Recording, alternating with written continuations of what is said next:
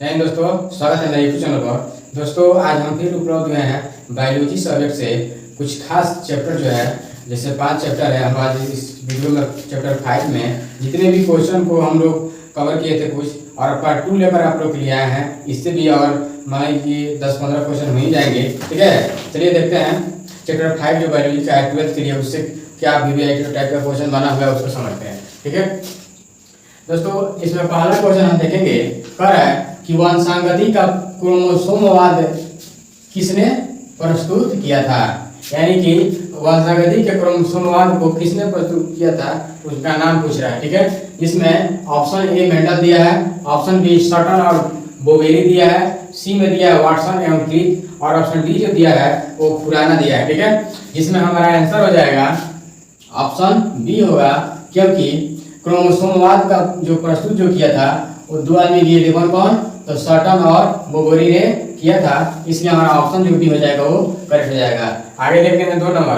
दोस्तों कह रहा है कि डाउन सिंड्रोम या क्रोमोसोम की कमी या कमी हो जाने का या बढ़ जाने का ये बीमारी होता है। जैसे डाउन सिंड्रोम, टर्नर सिंड्रोम, ये सब कुछ बीमारी है। ठीक है, मैं कह रहा है क्रोमोसोम की संख्या कितनी होती है। ठीक है, तो दोस्तों जो डाउन सिंड्रोम है उसमें जो 22वां जोड़ा जो क्रोमोसोम है उसमें एक प्रति अधिक आ जाता है, यानी कि प्लस हो जाता है, एक ज्यादा हो जाता है। ठीक है, तो इसका हम ऑप्शन देखेंगे। ऑप्शन ए कह रहा है 44, बी कह रहा है 45, सी कह रहा है 47 और डी कह रहा है 23। देखिए दोस्तों, नॉर्मल 46 होता है। ठीक है, लेकिन इसमें एक बढ़ जाता है तो हो जाता है 47।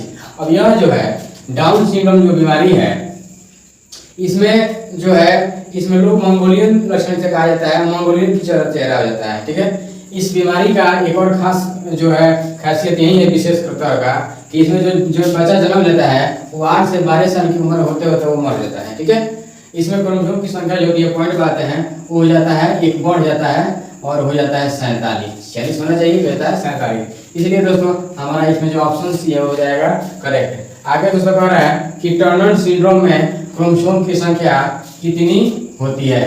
ठीक है दोस्तों, डाउन सिंड्रोम में एक बढ़ जाता है और टर्नर सिंड्रोम में एक घट जाता है। ठीक है, तो होता है 46, तो उसमें बढ़ा तो 47 होता है, इसमें घटेगा तो क्या होगा 45 होगा। ठीक है, तो फिलहाल 45 तो होगा, लेकिन और एक खास बात इसका बताते हैं कि टर्नर सिंड्रोम जो बीमारी है वो महिलाओं में होता है। ठीक है, ये होता है महिलाओं में। अब महिलाओं में इसमें होगा तो क्या होगा, तो यह बीमारी जिस महिला में हो जाएगी वो बाज हो जाती है।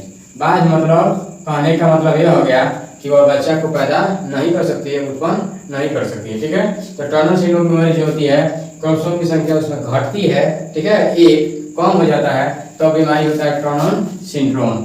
अर्थात हम लोग का आंसर हो जाएगा 45, ऑप्शन बी जो है करेक्ट हो जाएगा। आगे दोस्तों जो कह रहा है सेक्स क्रोमोसोम कितने प्रकार के होते हैं। अब यहाँ ऑप्शन कह रहा है ए में 1, बी में 2, सी में 3 और डी में कह रहा है 4। अब दोस्तों हमारा आंसर तो होगा फिलहाल में 2। ठीक है, देखिए एक और चीज के समझते हैं, यहाँ समझाते हैं। देखिए यह सेक्स क्रोमोसोम की बात करें तो यह पुरुष में भी होता है और महिला में भी होता है। ठीक है, तो महिला में जो 22वां जोड़े के बाद जो आते हैं वो हो जाते हैं XX। ठीक है, तो ये महिला का सेक्स क्रोमोसोम कहलाता है। ठीक है, और जो पुरुष में जो होता है उसमें जो आ जाता है X और Y आ जाता है 22वां जोड़े के बाद। ठीक है, 23वां, ये तो पुरुषों में XY सेक्स जो क्रोमोसोम कहलाता है, और महिला में XX जो होता है 22वां के बाद जो क्रोमोसोम होता है वो कहलाता है सेक्स क्रोमोसोम। ठीक है, तो फिलहाल में हमारा आंसर यहाँ क्या आ जाएगा 2 हो जाएगा, ऑप्शन बी जो है करेक्ट, वो भी अपनी जानकारी सही है। ठीक है, आगे हम देखते हैं 5 नंबर क्वेश्चन। कह रहा है कि बाइसम स्टाइलम में संलग्न समूह की संख्या कितनी होती है। ऑप्शन ए है 7, ऑप्शन बी है 9, ऑप्शन सी है 5 और ऑप्शन डी कह रहा है 2, जिसमें दोस्तों हमारा आंसर हो जाएगा 7। इसलिए ऑप्शन ए हमारा क्या हो जाएगा करेक्ट हो जाएगा।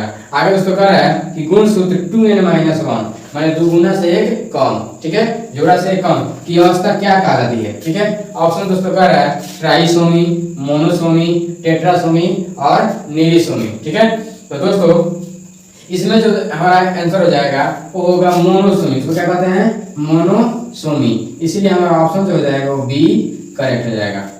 नेक्स्ट क्वेश्चन को अगला प्रश्न करते हैं 7 नंबर। कह रहा है एबीओ रक्त समूह जो ब्लड ग्रुप एबीओ होता है का प्रतिपादक कौन है, किसने इसका प्रतिपादन किया, इसका जनक कौन है। ठीक है, इसके जनक को अगर देखना है तो आप पहले ऑप्शन को देखेंगे। ऑप्शन ए में कह रहा है लैंड स्टीनर, बी में विनर, सी में कह रहा है लेविन और डी में कह रहा है थीसर। तो दोस्तों ए बी और समूह का जो प्रतिपादक है वो है लैंड स्टीनर है, ठीक है, इसलिए हमारा ऑप्शन यहाँ पर ये सही हो जाएगा। और 8 नंबर प्रश्न जो कह रहा है कि वंशानुगति की कार्य की इकाई है, इसमें ऑप्शन देखेंगे ए गुणसूत्र, बी में कह रहा है जीन, सी में कह रहा है इलेक्ट्रॉन इंट्रान और डी में कह रहा है सिस्ट्रान, ठीक है। तो हमारा ऑप्शन यहाँ पर हो जाएगा, तो आंसर जो होगा वो होगा जीन, ठीक है। चूंकि वंशानुगति की कार्य की इकाई जो होती है वो जीन होती है, इसलिए ऑप्शन हमारा यहाँ बी जो हो जाएगा, क्या हो जाएगा, करेक्ट हो जाएगा। आगे दोस्तों कह रहा है युग्मन और विकर्षण के सिद्धांत को किसने प्रतिपादित किया।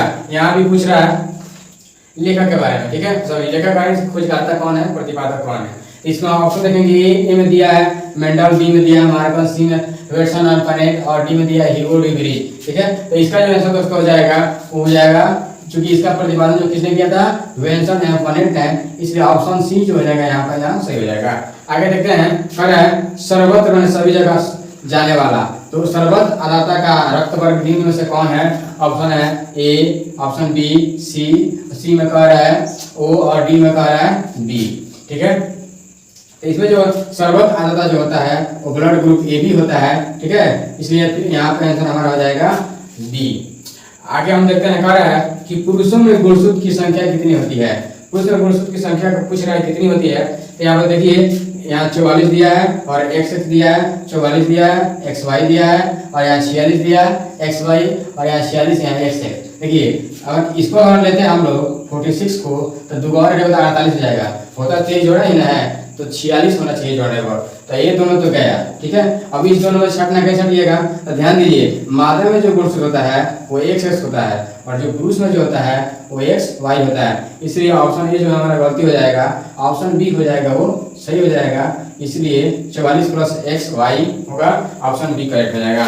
आगे दोस्तों 12 नंबर जो प्रश्न कर रहा है, एक जीन जोड़ा दूसरे जीन जोड़ा के प्रभाव को दबा देता है, इस घटना को हम क्या कहते हैं, ठीक है।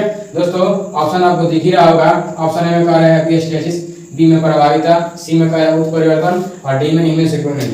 दोस्तों अगर इस प्रश्न का आंसर पता है तो कमेंट में ऑप्शन ए बी सी जो सही है उसको कमेंट करिए, नहीं पता है मुझसे आंसर दीजिए।